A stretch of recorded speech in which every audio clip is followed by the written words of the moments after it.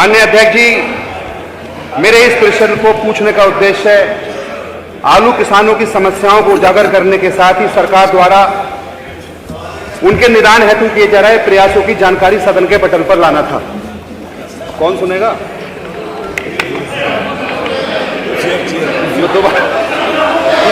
वो वाला शेर सुनाओ क्या जो सुनाया था आज इतनी बहस चल रही खाले में।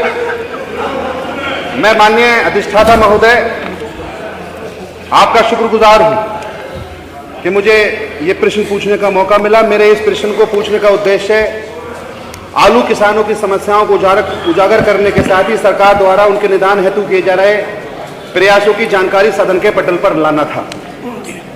अध्यक्ष जी, आलू किसानों की हाल किसी से छिपा हुआ नहीं है, क्योंकि आलू गन्ने के बाद एक बहुत बड़ी खेती है जो किसानों को बहुत तकलीफ पहुंचाती है और उस खेती से किसान बहुत आगे बढ़ सकते हैं। आलू उत्पादन की लागत प्रतिवर्ष बढ़ रही है। अध्यक्ष जी, अधिष्ठाता महोदय, प्रदेश में आलू की पूरी उपज को संरक्षित रखने के लिए पर्याप्त कोल्ड स्टोर उपलब्ध नहीं है और जो उपलब्ध हैं उसमें दिक्कत यह है कि वो सुचारू रूप से नहीं चल पा रहे। किसानों को बड़ी समस्या का सामना करना पड़ता है। कई बार किसानों को कम भाव के चलते लागत से भी हाथ धोना पड़ता है। मेरे प्रश्न के उत्तर से प्रथम दृष्टया ये बात सिद्ध होती है कि प्रदेश सरकार ने अपने स्तर से आलू किसानों को समस्या दूर करने के लिए कोई भी कार्य हितार्थ कोई भी कदम ऐसा नहीं उठाया जिससे वो सदन को अवगत करा सके। मैं इसी लिए उनसे केंद्र सरकार द्वारा जो आगरा में इन्होंने अपने सवाल में जवाब दिया है कि आगरा में प्रस्तावित अंतर्राष्ट्रीय अनुसंधान केंद्र की शाखा खोलने की प्रक्रिया को विचाराधीन बताया है। तो माननीय अधिष्ठाता महोदय, मैं आपके माध्यम से माननीय मंत्री जी से पूछना चाहूंगा कि सरकार राज्य आलू बोर्ड का गठन क्यों नहीं करना चाहती।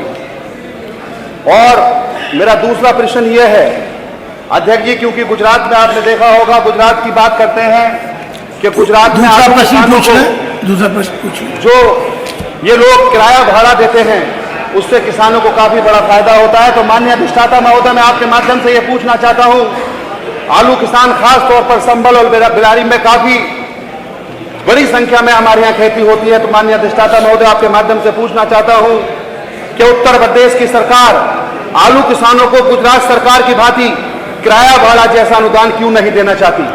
और माननीय अधिष्ठाता महोदय, मैं अपना तीसरा अनुपूरक पूछना चाहूंगा माननीय मंत्री जी से कि प्रदेश सरकार अपने स्तर से आलू किसानों को लागत घटाने, उत्पादन बढ़ाने और आलू प्रसंस्करण संबंधी प्रशिक्षण के विशेष प्रबंध कब तक सुनिश्चित करेगी।